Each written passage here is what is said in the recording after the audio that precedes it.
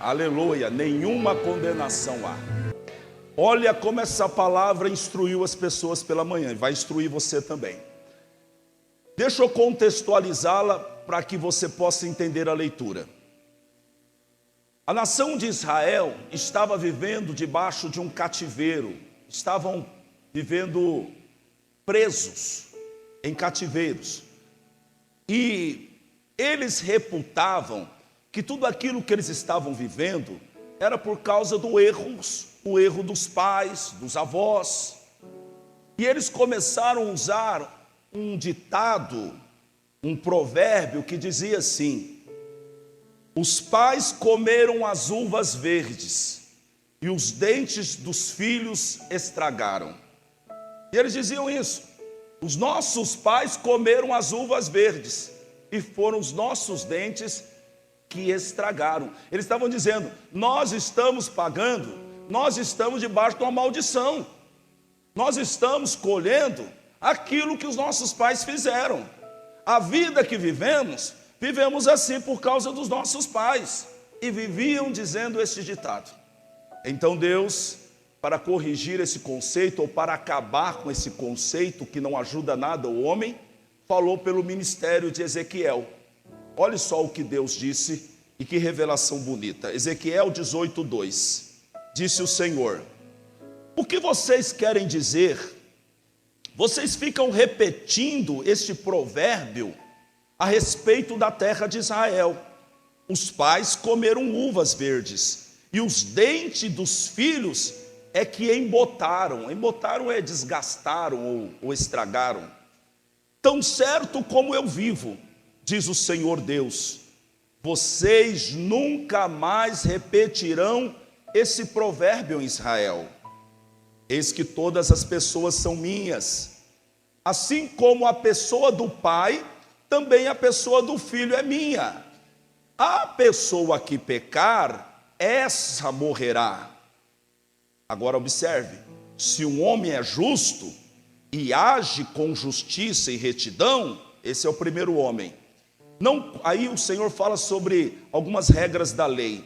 Não come carne sacrificada nos altos, nem ele levanta os teus olhos para os ídolos da casa de Israel, não contamina a mulher do seu próximo, nem tem relações com a mulher menstruada, não oprime ninguém, mas devolve ao devedor a coisa penhorada e não rouba, reparte o seu pão com o faminto e cobre com roupas aquele que está nu, não empresta para ter lucro e não cobra juros, desvia sua mão da injustiça e é imparcial a julgar uma questão entre duas pessoas, anda nos meus estatutos e guarda os meus juízos, procedendo retamente. Agora, olha só, esse tal é justo e certamente viverá, diz o Senhor Deus. Agora o segundo homem, se ele gerar um filho ladrão, assassino, que fizer a seu irmão qualquer uma dessas coisas que o pai nunca cometeu. Versículo 13. Será que viverá? Não viverá. Ele fez todas essas abominações e será morto, e responsável pela própria morte. Agora o terceiro homem. E se esse filho gerar um filho que veja, olha que coisa linda, que veja todos os pecados que o pai cometeu e, vendo-os, não fizer coisas semelhantes, versículo 17, esse tal não morrerá por causa da iniquidade de seu pai, certamente viverá. Quanto ao pai dele, porque praticou extorsão, roubou os bens do próximo e fez o que não era bom no meio de seu povo, eis que ele morrerá por causa de sua iniquidade. Mas vocês perguntam, por que o filho não paga pela iniquidade do pai? Responde o Senhor, porque o filho fez o que era justo e reto. Ele guardou todos os meus estatutos e os praticou. Por isso certamente viverá. A pessoa que pecar, essa morrerá. O filho não pagará pela iniquidade do pai, nem o pai pagará pela iniquidade do filho. A justiça do justo ficará sobre ele, e a maldade do ímpio cairá sobre este. Mas, outra notícia boa: se o ímpio se converter de todos os pecados que cometeu, e guardar todos os meus estatutos, e fizer o que é justo e reto, certamente viverá, não será morto. Versículo 29, no entanto, a casa de Israel diz: o caminho do Senhor não é reto. Será que são os meus caminhos que não são retos, ó casa de Israel? Não seriam muito mais os caminhos de vocês que são tortuosos? Portanto, eu os julgarei, cada um segundo os seus caminhos, ó casa de Israel, diz o Senhor Deus. Convertam-se e afastem-se de todas as suas transgressões, para que a iniquidade não lhes sirva de tropeço. Diga aleluia. Pai, abre o coração dos teus filhos agora. Eu repreendo toda a opressão na mente desta pessoa, que impede dela entender perfeitamente a tua palavra, Pai. Impeça agora, Senhor, pelo teu Espírito, toda a distorção, e que o nome de Jesus seja glorificado. Por isso damos ao Espírito Santo uma salva de palmas.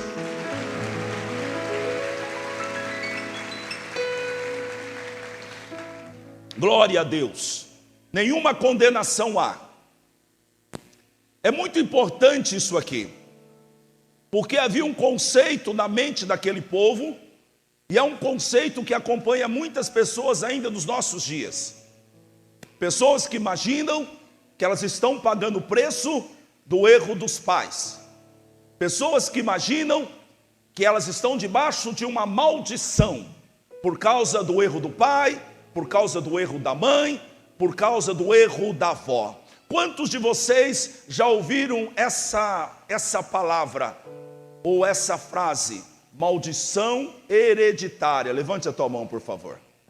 Muitas pessoas. Maldição hereditária. Isso então faz com que a pessoa pense que ela está vivendo o que está vivendo por causa daquilo que os pais fizeram, por causa dos erros cometidos pelos seus ascendentes.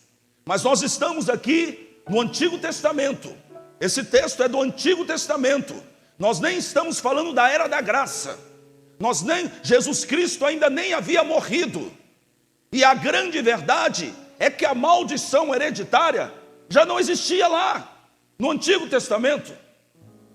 E algumas pessoas que pregam o Antigo Testamento pelo Antigo Testamento têm uma leitura errada. Eu posso pregar o Antigo Testamento e prego, mas eu prego o Antigo Testamento segundo a visão do Novo Testamento. O Antigo Testamento, ele traz luz ao Novo. Mas agora eu fiz questão de pegar esse texto do Antigo Testamento, porque no Antigo Testamento Deus já está desconstruindo essa ideia.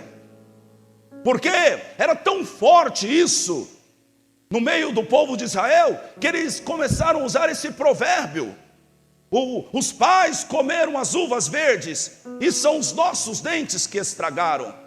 E eles viviam falando isso. E você sabe que quando você começa a falar algo demais, isso se estabelece como um princípio na tua vida. E há muito engano, muito ditado, muito provérbio que estabelece como uma barreira diante dos nossos olhos. Os mais velhos já ouviram esse ditado: quem nasce para tostão nunca chega no milhão. Se você respondeu, você já tem mais de 40 ou mais de 50. Esse é um ditado antigo: quem nasce para tostão nunca chega no milhão. Mentira, mentira. Tantas pessoas nasceram pobres, de famílias sem estudo, de família sem condição nenhuma, nasceu lá na roça, nasceu no campo, nasceu sem um mínimo estudo, e hoje são milionários. Mentira! Existem conceitos que nos paralisam, e esse era um conceito que estava paralisando o povo de Deus, porque nesse momento eles estão imputando a outras pessoas os problemas que eles têm. Então o Senhor vem corrigi-lo. Mas da onde surgiu, André, esse conceito da maldição hereditária? Dos 10 mandamentos. A segunda lei está lá em Êxodo capítulo 20, versículo 4. Vamos ver. Tem um pouco de calma com a minha voz, que hoje ela está uma maravilha. Então, olhe só, o segundo mandamento: não farás para ti imagem de escultura, nem alguma semelhança. Você sabe o que é uma imagem de escultura? Você que está em casa sabe? Muitas religiões têm imagens de escultura. Imagens que representam, por exemplo, Jesus Cristo, imagem que representa a Virgem Maria, imagem que representa Pedro, Paulo, enfim, imagem. Mas esse texto, volte aqui, está na Bíblia evangélica, está na Bíblia católica, está na Bíblia espírita. Esse texto está lá: não farás para ti imagem de escultura, nem alguma semelhança do que há em cima nos céus, embaixo da terra, nem nas águas debaixo da terra. Aonde Jesus está? Em cima nos céus. Então você não deve fazer imagem de Jesus. Aonde Maria está? Em cima nos céus. Você está achando que Maria foi para o inferno? Não, Maria está no céu. Então você não faz imagem de Maria. Diz mais, vamos ver o próximo texto: não te encurvará a elas, nem as servirás, porque eu, o Senhor teu Deus, sou um Deus zeloso, que visito a iniquidade dos pais nos filhos, até a 3ª e 4ª geração daqueles que me odeiam. Daqui que surgiu a ideia da maldição hereditária. Mas deixa eu só concluir sobre as imagens. Deus, no livro de Isaías, o escritor sagrado diz que Deus não divide a sua glória com imagens de escultura. Por isso que o Senhor estabelece de uma maneira tão incisiva esse princípio. Ele está dizendo: não adore imagem, não faça imagem, não se curve a imagens. Por quê? Porque Deus não divide a sua glória com imagens. Se você tem uma imagem na tua casa e Deus fizer algo para você, você vai acreditar aquela imagem, a glória que é de Deus. Quem tem imagem está roubando a glória de Deus. E Deus não aceita, porque só Ele é digno de toda a honra, de toda a glória, hoje e para sempre.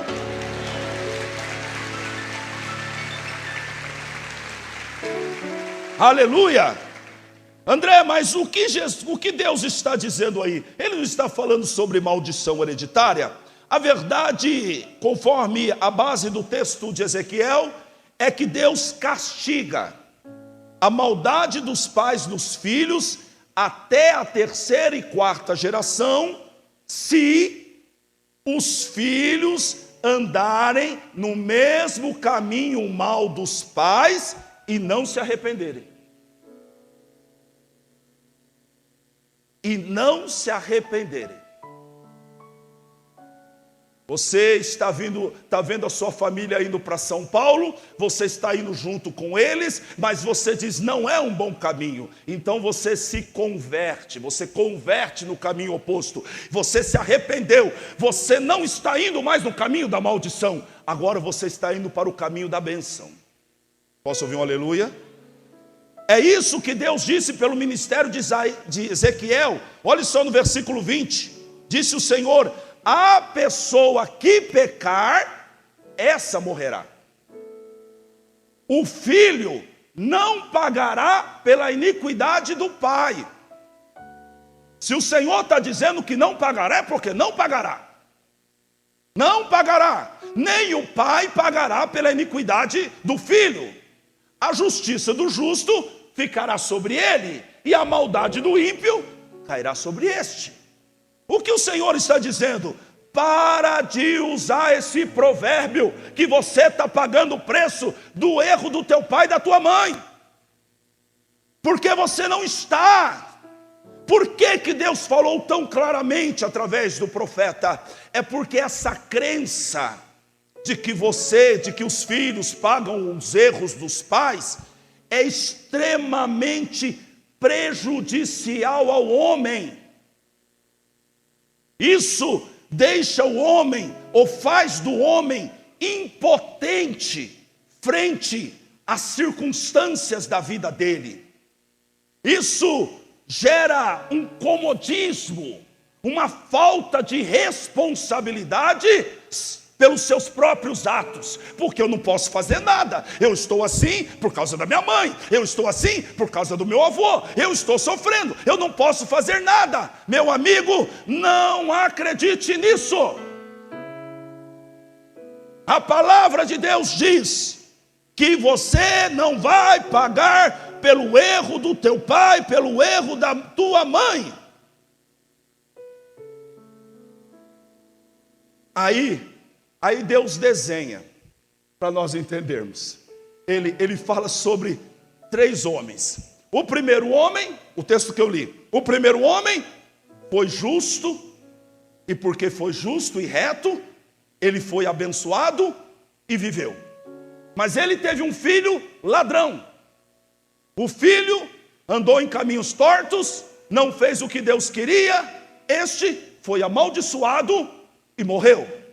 Mas agora ele teve um neto, vamos dizer, o pai, o filho e o neto. O neto, e aqui a grande chave da mensagem, o neto olha para a vida do pai e diz: espera aí, eu não vou viver igual ele não, eu não vou morrer igual ele não. O jeito que ele está vivendo não agrada a Deus. E a Bíblia diz que esse neto, olhando para o pai ladrão, viu todos os erros do pai e decidiu viver diferente. E a Bíblia diz: ele foi abençoado e teve vida. Aplauda Jesus, porque ele é justo.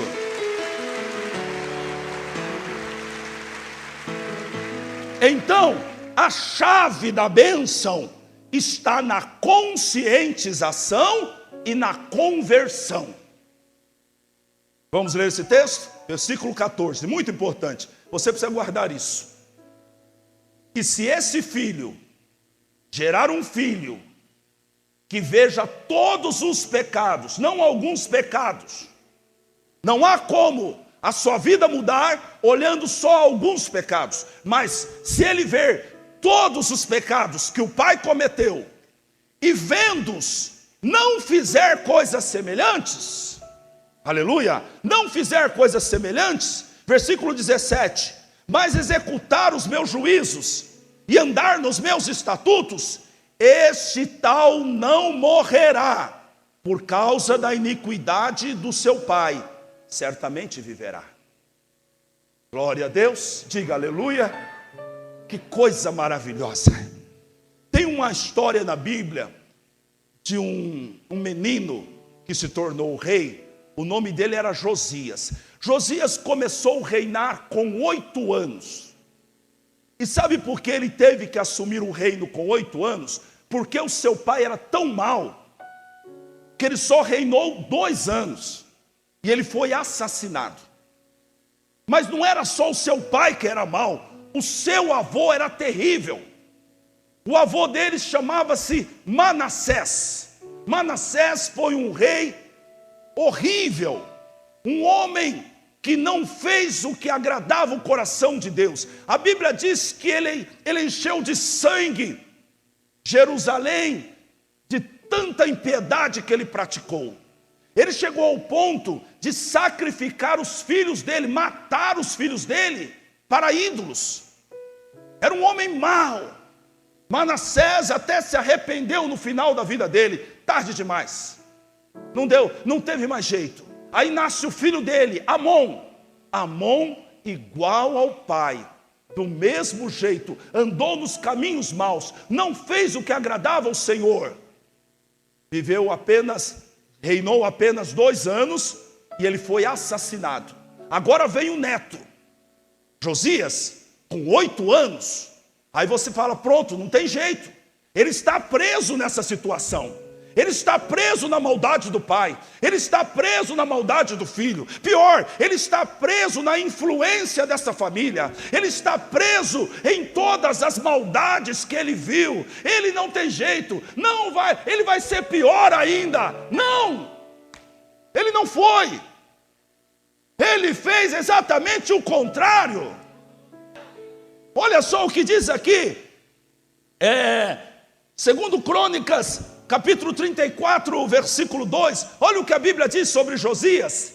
E fez o que era reto aos olhos do Senhor, e andou em todo o caminho de Davi, seu pai, e não se apartou dele, nem para a direita, nem para a esquerda. Daqui a pouco eu volto com esse texto. Sabe quantos anos ele tinha? 8 anos. 8 anos. Sabe o que Deus está falando? Responsabilidade ou mudança de vida não depende de tempo de casa. Porque tem gente que está na igreja faz 20 anos e está do mesmo jeito. Tem gente que conhece a Bíblia de capa a capa e está do mesmo jeito. Não é idade, não é tempo. É resolver obedecer a palavra e andar nos caminhos do Senhor. 8 anos ele tem. 8 anos ele tem. 8 anos ele decide obedecer a Deus. E você que está ouvindo essa mensagem, já ouviu aqui 400 mensagens que o André pregou, e você continua com esse pecado de estimação? Com todo o respeito por você, toma vergonha na cara. Toma vergonha na cara. Até quando vai brincar com a lei do Senhor? Até quando vai brincar com o Espírito Santo? Toma vergonha na cara. Até quando vai brincar de ser crente? Toma vergonha na cara.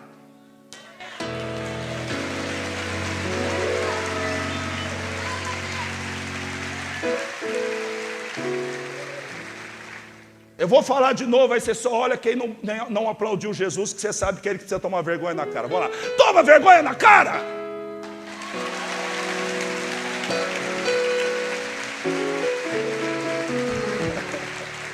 Rapidinho, irmão, ó. Com 8 anos, 8 anos, olha para um homem torto aqui que eu era.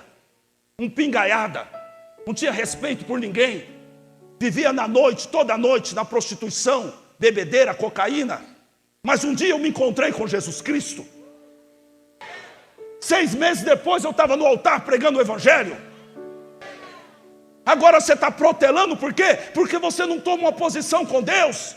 Esse rapaz podia dar uma desculpa. Ah, eu cresci num lar complicado. O meu pai não prestava. O meu avô não prestava. Não, Josias fez o que era reto aos olhos do Senhor. Agora preste atenção, volte ao texto bíblico. Olha a informação que tem ali. E andou em todo o caminho de Davi, seu pai. Ué, mas peraí. Eu fui observar, falei, peraí, está errado, escrever errado essa escritura. Porque Davi não era o pai de Josias. O pai de Josias era Amon. O avô de Josias era Manassés. Mas eu fui ver e percebi que Josias era descendente de Davi. Eu não contei as gerações, mas 7, 8, 10 gerações para trás. Sabe o que aconteceu com esse menino? Olhou para a casa dele, não viu ninguém bom. Olhou para a descendência dele, olhou para os tios, olhou para o pai, olhou para a mãe, não tem ninguém. Onde eu vou buscar uma referência? Ele diz, já sei. Eu vou buscar no homem segundo o coração de Deus, Davi.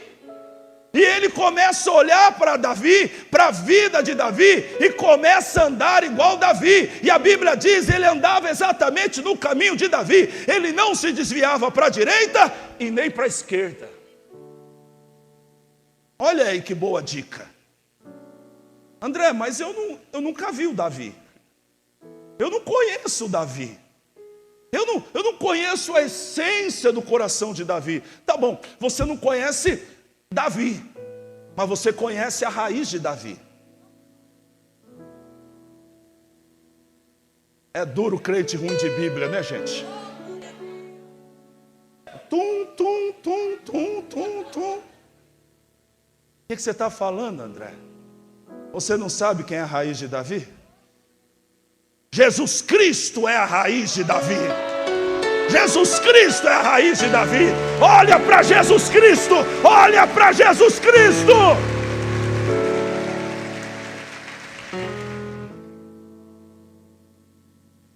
Hoje o pastor veio aqui só para expor minhas falhas. Eu acabei de expor que você não lê a Bíblia.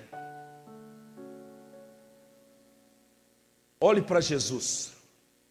Se não tem ninguém perto de você que pode ser o seu exemplo, Jesus é o seu exemplo. Decida andar como ele andou. Posso ouvir um glória a Deus? O que a Bíblia está dizendo, André? A Bíblia está dizendo que é possível escrever uma história diferente da sua família. A Bíblia está dizendo que eu preciso buscar boas referências para a minha vida. A Bíblia está dizendo que eu posso parar de ser vítima da minha vida e das circunstâncias. Augusto Cury falou uma frase que é muito boa. Ele disse assim: ser feliz é deixar de ser vítima dos problemas e se tornar um autor da própria história. Deixar de ser uma vítima dos problemas. Eu estou assim por causa do meu marido. Eu estou assim porque alguém passou a perna em mim. Eu estou assim porque cresci num ambiente rústico. Eu estou assim porque me abusaram. Eu estou assim. Para de ser vítima dos problemas. Agora você encontrou Jesus. Você pode escrever uma nova história. E eu queria dar algumas chaves para você. As coisas ruins que acontecem na sua família é um sinal do que o diabo vai tentar fazer na sua vida. Você já observou, e talvez aí fortaleça essa ideia da maldição hereditária, que o pai é um embriagado, o filho também bebe. E depois o neto também bebe. A mãe não conseguiu ficar casada. Acabou traindo o marido ou vice-versa, e agora o casamento seu está indo no mesmo caminho. O que está acontecendo? O diabo está trabalhando na mesma área, mas não é maldição hereditária. É transmissão de cultura.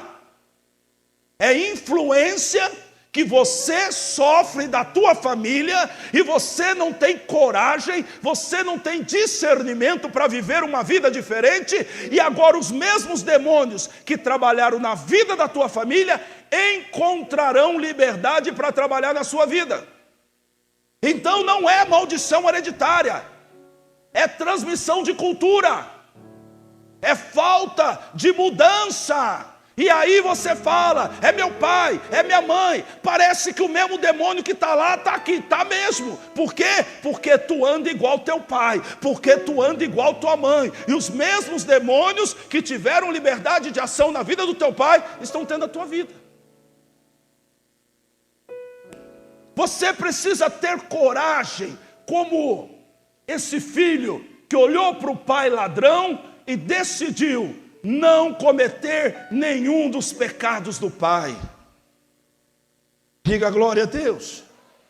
A minha mãe, ela bebia. Aquela situação me causava dor. Eu me lembro como se fosse hoje. Um dia que ela estava tão bêbada, e nós estávamos na casa de alguns parentes, e ela foi descer uma escada. Eu deveria ter uns 7 anos de idade, e eu vi a minha mãe bêbada caindo por aquela escada abaixo. Aquilo me deu uma vergonha. Eu olhei para aquilo e disse, meu Deus, essa mulher não tem consciência do que ela está fazendo. Eu olhei para ela bêbada daquele jeito, e aquilo me trouxe uma dor. Mas sabe o que aconteceu comigo? eu não tive sabedoria para fugir daquele caminho, e daqui a pouco eu estava como ela.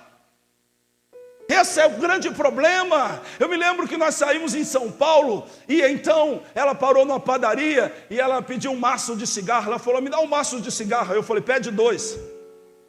Eu tinha 12 anos de idade.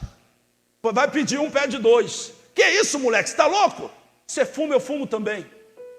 Se você fuma, eu posso fumar também. Compra o cigarro para mim. E ela teve que comprar. Porque quem anda no erro não tem autoridade.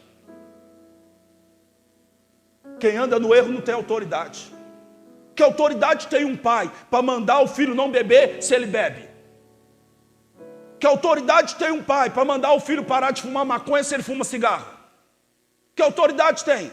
Não tem. Não tem. E eu quero dizer algo para você. A Bíblia diz que quem planta vento, colhe tempestade. Se amanhã a sua filha for uma prostituta, lembra das fotos que você postava na internet com os negócios de fora. Lembra disso. Essas fotos nunca vão sumir. A internet é para sempre. Dá uma pesquisadinha e vê as fotos com short curto que você postava na internet. Tua filha foi no teu caminho. Se por acaso o teu filho for um drogado e viver de casa de recuperação em casa de recuperação, lembra de quando você sentava na mesa da cozinha, abria a cachaça e bebia, e aquele moleque estava do lado vendo você beber. Sabe o que é isso? É a influência que eu gero na minha família. Mas o Senhor está falando, é hora de mudar essa história. É hora de plantar uma semente diferente. É hora de mudar essa geração. Mas a mudança começa comigo. A mudança começa com você. A minha mãe, até porque era mãe solteira, vivia trabalhando de doméstica em São Paulo. Talvez a vida difícil que levou, que escolheu, ela nunca tinha dito que me amava. Aquilo para mim era uma barreira. Porque eu ouvia os pais dizerem para os filhos que amavam ele, mas a minha mãe não dizia que me amava. Aquilo para mim era terrível. E a vida toda foi assim. E aí então me casei, eu tive uma filha, e eu pensei, eu preciso mudar isso. Ei, Deus te trouxe aqui hoje para te levar a uma decisão. E Deus vai te ajudar. E você vai sair daqui e vai dizer, eu preciso mudar isso aqui. Eu preciso mudar esse negócio dentro da minha casa. Eu preciso mudar isso aqui dentro do meu casamento. Eu preciso mudar isso aqui na minha vida. Não dá mais para viver assim. E a Ana nasceu. E o primeiro dia que foi levar a Ana na escola, eu falei para a gente, deixa que eu levo. Eu levei a Ana, ela devia ter uns 4 anos. Abri a porta, botei ela com a bolsinha dela de rodinha. E quando ela foi entrando, eu falei, Ana. Ela olhou para trás e falei, papai te ama. Ela olhou e deu uma risadinha. Ah, meu amigo, todos os dias que eu levava na escola, ela ia, chegava no portão, ela dava uma paradinha. Ela dizia, filha, papai te ama. Ah, que coisa boa, quando você começa a mudar a história da tua família. A Ana, todos os dias, esse ano não teve um dia que ela dormiu, que ela foi dormir, sem ir até o meu quarto, me dar um beijo, pedir a bênção e diz, pai, eu te amo. E eu olho para ela e digo, filha, eu também te amo. Todos os dias, todos os dias, todos os dias. Eu sei que a hora que eu estou falando, teu peito apertou, porque você queria que fosse assim na tua casa. E por que não é? Por que tu não começa hoje? Por que tu não começa a mudar essa história hoje mesmo? Por que tu não começa a mudar a história da tua casa, onde tem essa cachaçada, essa bebedeira lá, briga, confusão, e faz um compromisso e diz, aqui em casa não entra mais isso.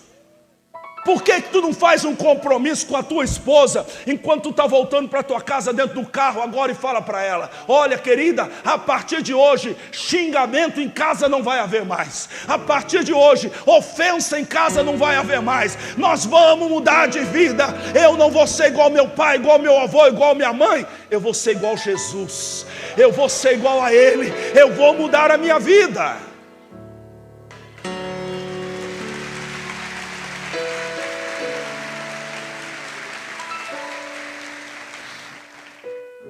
A influência é uma coisa terrível. Quando você percebe, você já foi influenciado. Alguém já falou para você assim: nossa, quando você pega na colher desse jeito, parece teu pai.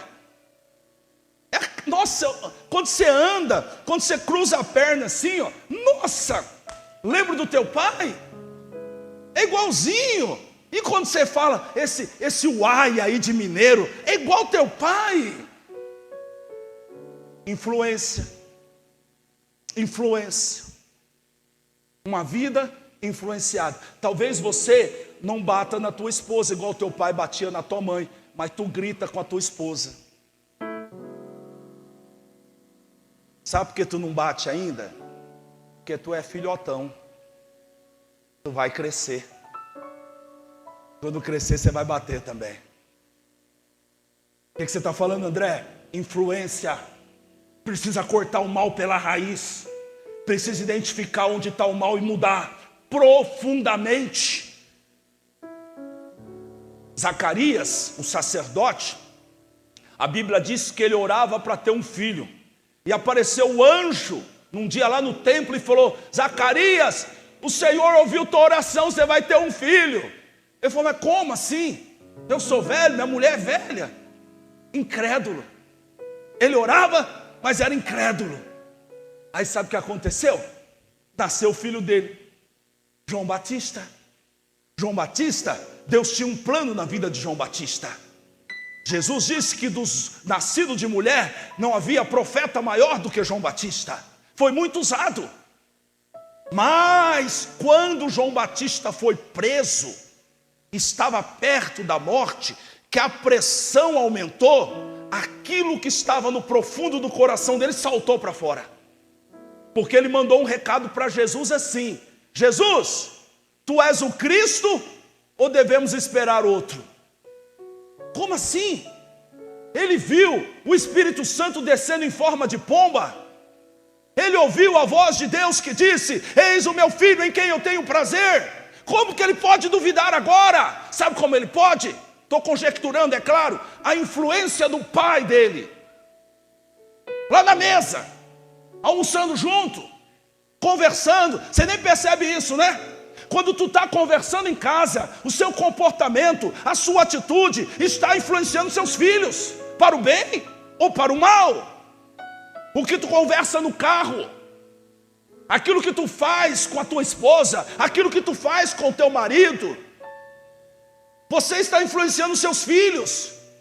Agora, na hora do desespero, ele então se toma de incredulidade. Talvez aqui era na mesa o pai falando: as coisas não são bem assim, né? Essa coisa de religião, né? Você vai sair daqui hoje e lá dentro do teu carro, olha eu adivinhando o que você vai falar. Isso aí que o pastor pregou não é bem assim, né? O pastor está exagerando. E o teu filho escutando isso. E o teu filho escutando isso, as palavras de incredulidade entrando no coração dele.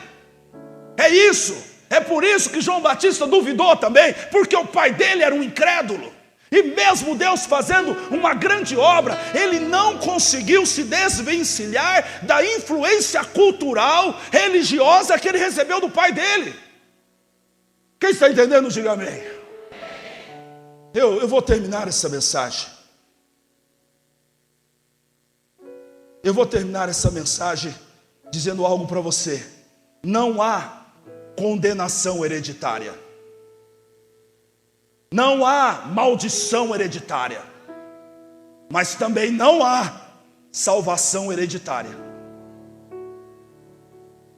Não há salvação hereditária. É você com Deus, amigão. que você está dizendo? Estou dizendo que a responsabilidade é pessoal, tanto para a bênção, tanto para a maldição, tanto para a condenação, quanto para a salvação. É individual. Tua mulher ora, meu amigo, tu que não bota o joelho no chão não para tu ver. Sua mãe ora, tu que não bota o joelho no chão para tu ver. Tu está achando que Deus vai te salvar por causa dos teus pais, por causa da tua mulher? Pode tirar o cavalinho da chuva, querido. Pode tirar o cavalinho da chuva. E eu quero ler o texto de Gálatas 3:13. Veja o que disse Paulo. Cristo nos resgatou da maldição da lei, fazendo maldição por nós, porque está escrito: maldito todo aquele que for pendurado no madeiro. Agora nós já estamos no Novo Testamento, e o Novo Testamento diz que não há maldição sobre nós, porque a maldição foi colocada na cruz de Cristo.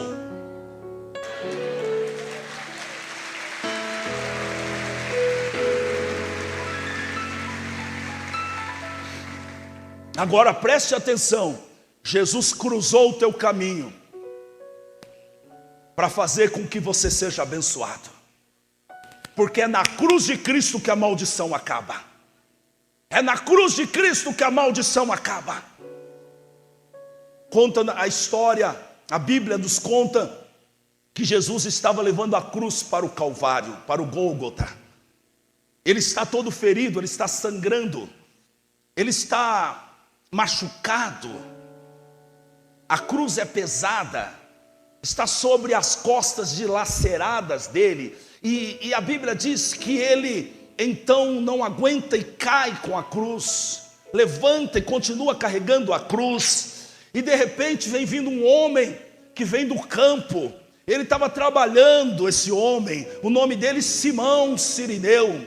Ele está vindo do campo, e de repente Jesus cruza o caminho dele. Ele sai do campo para ir para casa, mas nesse caminho, Jesus cruza o caminho dele, e Jesus está carregando a cruz, mas a cruz é muito pesada, e Jesus cai com aquela cruz. Os soldados olham e vê Simão Cirineu, e diz: aí ó, esse aí que vai carregar a cruz. Ei, vem cá, pega a cruz aqui. Ele não queria pegar não. A Bíblia diz que ele foi constrangido, porque ele não queria pegar a cruz. A primeira atitude nossa é essa: não querer pegar a cruz. A primeira atitude nossa é querer escapar da cruz. Mas eu estou aqui para lhe dizer que a maldição só acaba na cruz.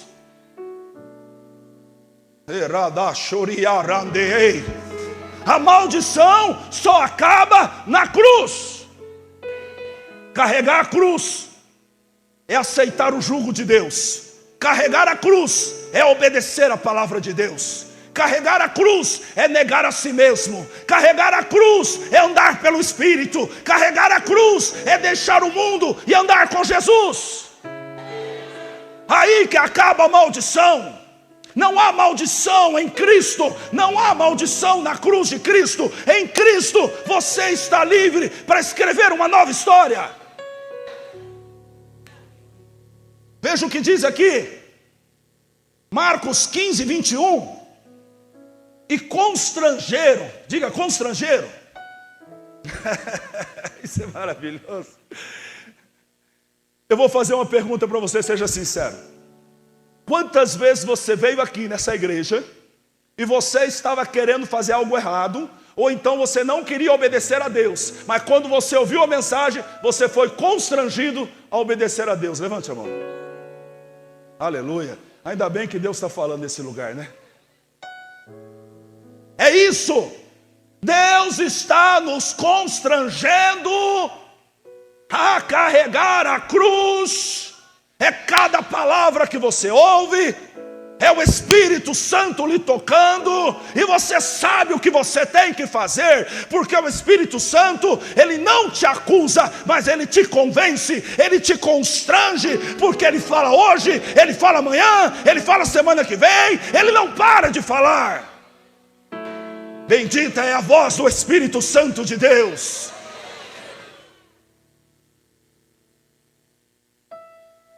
E às vezes ele nem fala. Às vezes é só a unção que já fala tudo. A unção que está aqui, a unção que se move quando eu prego, ela te toca. Ela te toca. E quando ela te toca, você não precisa ouvir mais nada. Você já ouviu tudo, porque a unção fala.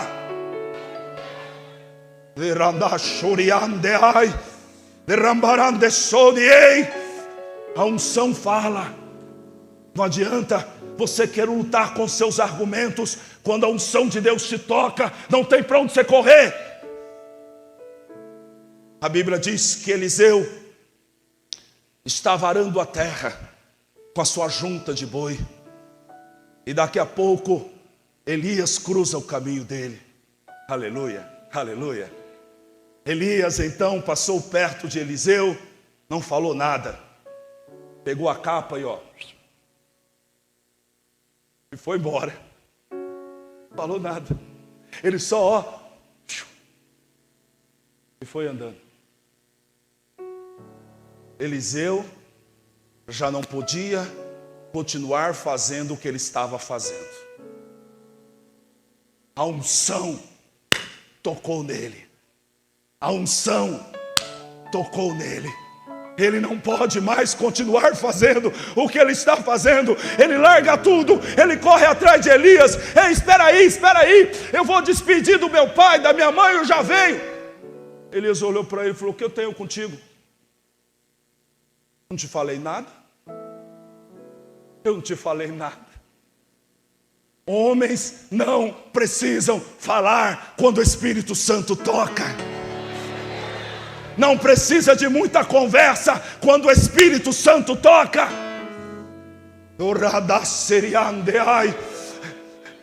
Ele pegou o arado de madeira, fez uma fogueira, matou os bois e queimou os bois e fez um churrasco. Sabe o que a Bíblia está dizendo?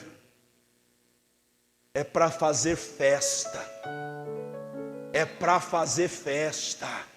Todas as vezes que o Espírito Santo lhe toca e manda você abrir mão de algo, é para fazer festa. Porque se Deus está mandando você abrir mão de algo, é porque Ele tem algo ainda maior para a tua vida.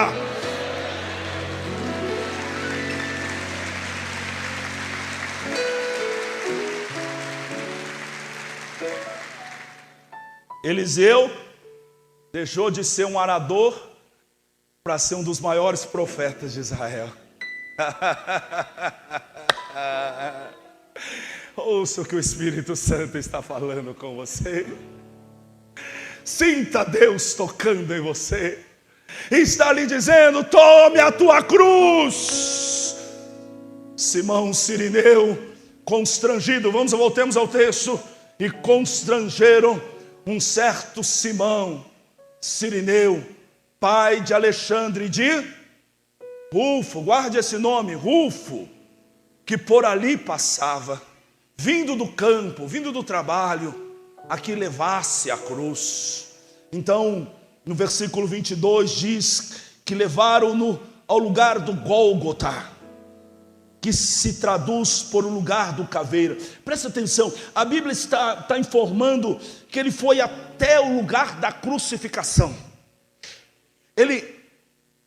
É claro que a Bíblia não diz, mas eu posso conjecturar.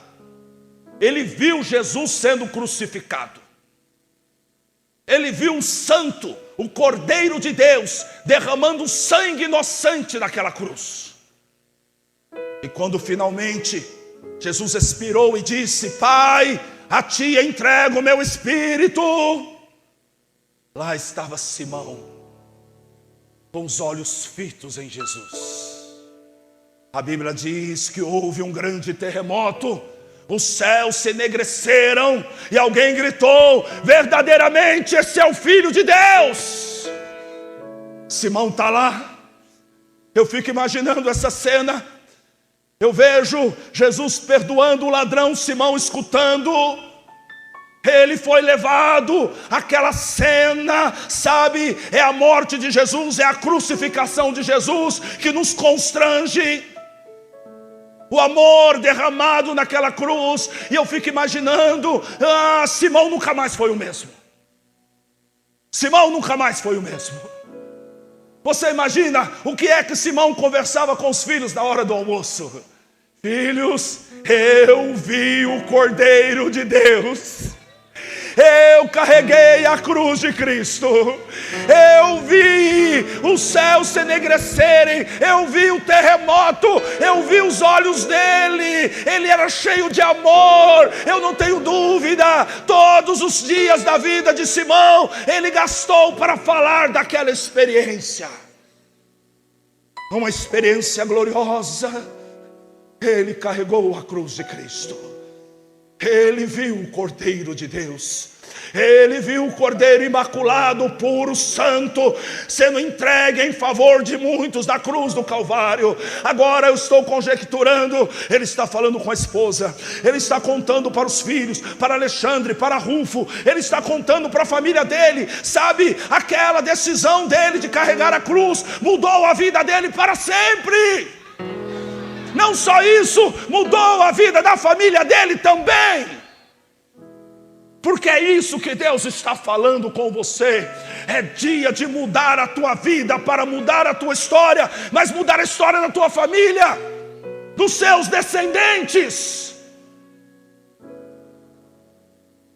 Olha esse texto quando Paulo escreve aos Romanos, no capítulo 16, versículo 13. Olha só.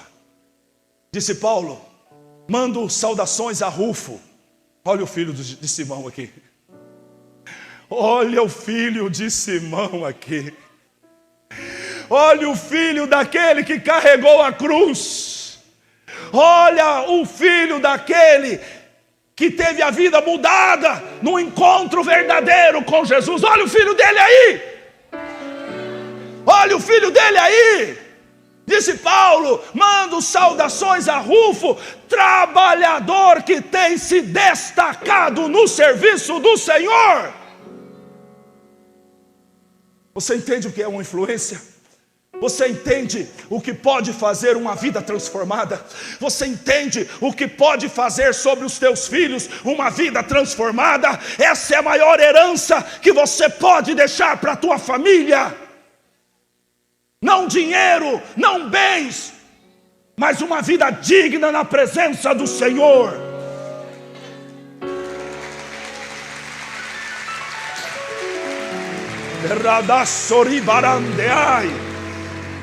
O filho dele se tornou um trabalhador que tem se destacado no serviço do Senhor. Agora sabe quem está falando aqui? Não é o André não, é Paulo que está falando isso. Eu quero dar um destaque a Rufo, porque ele se destacou de todos. Não só Rufo, mas deixa eu falar da mãe de Rufo também. Porque a mulher de Simão também foi influenciada por Simão. Olha só o que diz o texto bíblico. Mando saudações a Rufo, trabalhador que tem se destacado no serviço do Senhor, e a mãe dele. E a mãe dele. Porque Deus não vai mudar só o filho não, muda a mãe, muda a sogra. Muda a avó, muda pai, muda a mãe, muda todo mundo. Olha lá, que sempre me tratou como um filho. Paulo agora tem a mulher de Simão como uma mãe para ele. Olha o poder do encontro verdadeiro com Jesus. Uma família abençoada, a próxima geração impactada. Aradasoriandeai. Augusto Cury disse: o destino é uma pequena questão de escolha. O destino é uma pequena questão de escolha. Não coloque a culpa pelo seu destino em ninguém. Eu sou responsável pelo meu destino. Você é responsável segundo as suas escolhas, segundo as minhas escolhas, e agora você tem a palavra de Deus. Você outrora era ignorante, não sabia onde estava andando, não sabia onde estava pisando, mas o salmista disse: lâmpada para os meus pés e luz para os meus caminhos é a tua palavra. A luz do Senhor brilhou aonde você está caminhando, agora você já não é mais cego. Você era cego, mas agora você pode ver. Você andava nas trevas, mas agora a luz de Cristo brilhou na tua vida. Tu anda no erro se você quiser. Tu anda no pecado se você quiser. Tu não é ignorante mais. Tu não é cego mais. Agora escute aqui. A palavra que tu ouve hoje é a palavra que vai te julgar naquele grande dia. A pior coisa que você fez foi vir na igreja hoje. Porque é tarde demais, tu ouviu a verdade. Você não é mais cego. Você não é mais ignorante. Deus fez a luz do evangelho brilhar no teu caminho.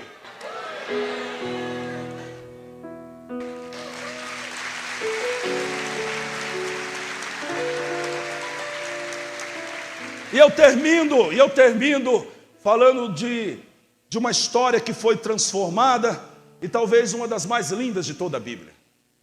A história de Raabe. Raabe, uma prostituta. Diga, prostituta.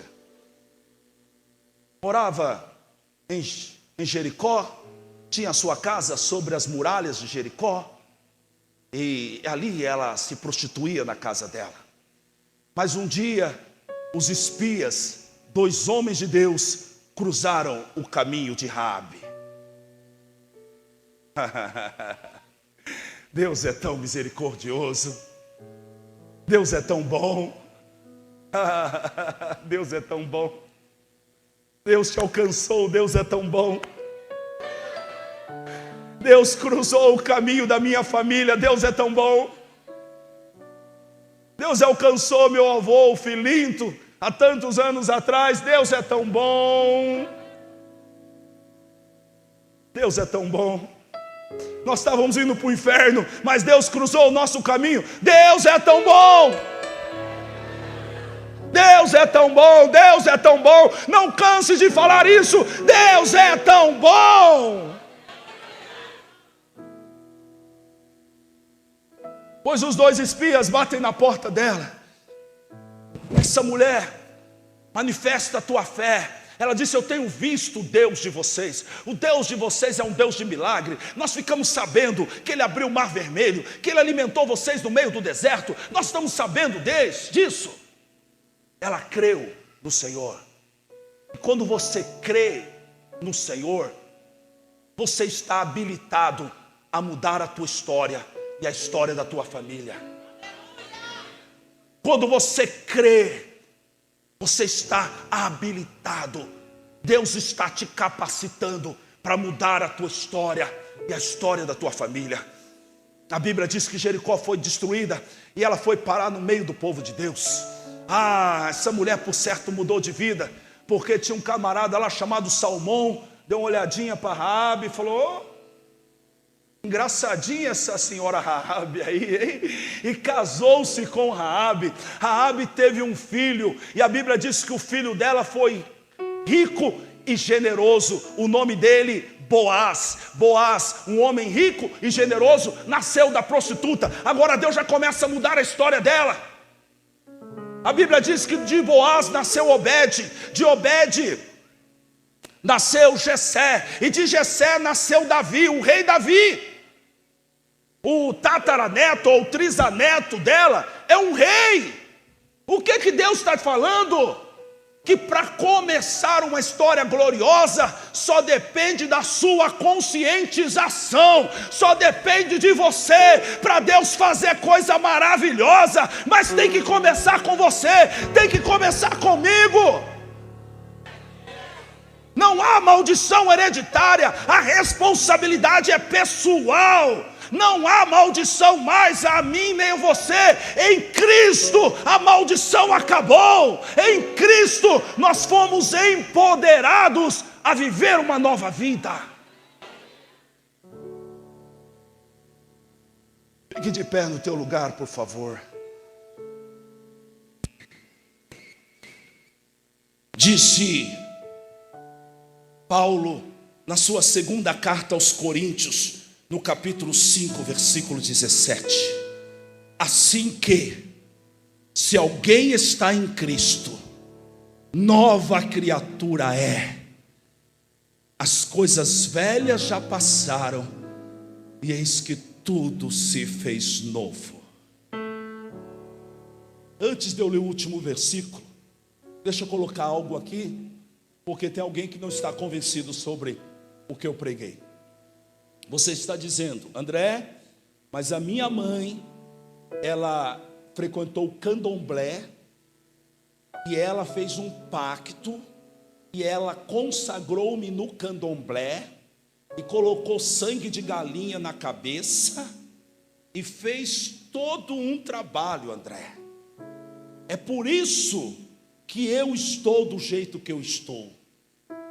Você está do jeito que você está pela ignorância de acreditar que o que a sua mãe fez pode ainda ter validade diante do pacto que você fez no sangue de Jesus. Não há pacto mais poderoso do que o pacto feito no sangue de Jesus. Contra o povo de Deus não vale de encantamento. Não há. Agora deixa eu falar algo para você. Por que é que você tem o sentimento que tem uma maldição pelo que os teus pais fizeram? É porque tu fica olhando para isso. E quando tu fica olhando para isso, você esquece de olhar para outros pecados que você pratica.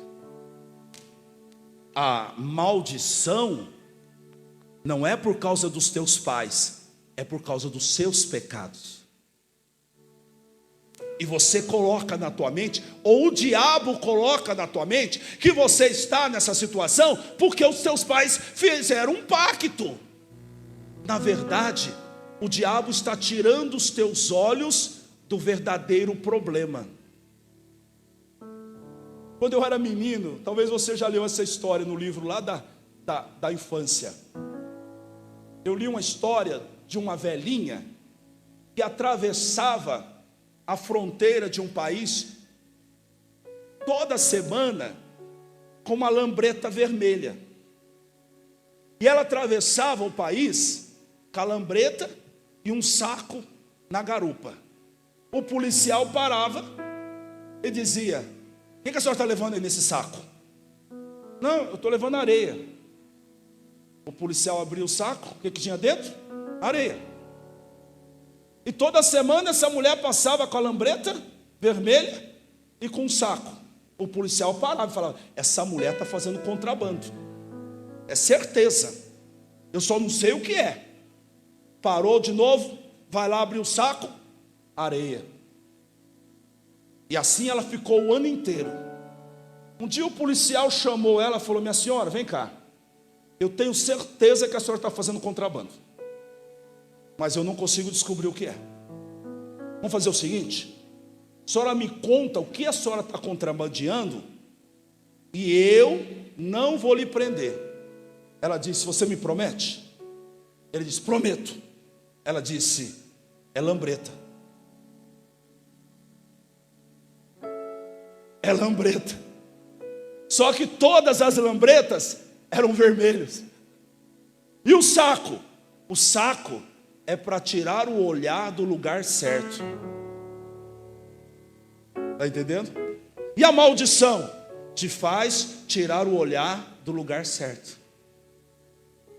Você tem que olhar é para você mesmo. É para os seus pecados. Aí que mora a maldição. Não nos seus pais, não fora, dentro. Quando dentro está resolvido, fora será naturalmente mudado. Segundo Crônicas capítulo 7, versículo 14. Se o meu povo que se chama pelo meu nome humilhar, orar, buscar a minha face, se arrepender dos seus maus caminhos, eu ouvirei do céu, perdoarei os seus pecados e sararei a sua terra. Sou eu, não é a terra, sou eu.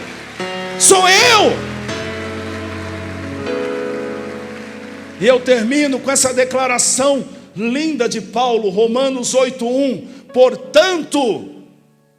Portanto, agora que Jesus morreu na cruz, agora que Ele derramou seu sangue precioso, agora que nós recebemos o Espírito Santo e fomos regenerados, agora que nós conhecemos a palavra, portanto, agora nenhuma condenação há para os que estão em Cristo Jesus, dos que não andam segundo a carne, mas segundo o Espírito. O que é andar segundo a carne? É andar segundo a natureza humana. Tudo que você recebeu do teu pai, da tua mãe, deste mundo, é a natureza que lhe deu. Mas agora você foi regenerado e você tem o Espírito Santo. Agora tu não anda mais sobre a natureza humana, tu anda pelo Espírito. E quem anda pelo Espírito, sobre ele não há condenação, sobre ele não há maldição, porque em Cristo Jesus, na cruz de Cristo, acabou a maldição. Aplauda Jesus. Oh, aleluia! Feche os teus olhos. Você veio aqui para tomar uma decisão. É momento de decisão. Carregar cruz não é fácil, mas o único jeito de acabar com toda maldição é carregar a cruz. Carregar a cruz não é fácil. Você veio aqui hoje para o Espírito Santo te constranger, para o Espírito Santo trabalhar no teu coração e te levar a tomar a cruz de Cristo, e te liberar de todo o pensamento errado. Não há condenação, não há maldição, mas são os meus próprios pecados, é a minha própria desobediência. Mas o Senhor hoje está levando você a uma decisão para mudar a tua vida, uma decisão para mudar a tua família, uma decisão para mudar a tua geração, uma decisão, aquela decisão de Josias de servir o Senhor, mudou a geração dele. Aquela decisão de Raabe de servir ao Senhor mudou a geração dela. A decisão de Simão Cirineu de carregar a cruz mudou a geração dele. A sua decisão também vai mudar você e vai mudar a sua geração. Hoje é dia de decisão. Fale com Deus, clame ao Senhor, diga: Espírito Santo, me ajuda a escrever uma nova história minha, da minha família, da minha casa. Nenhuma condenação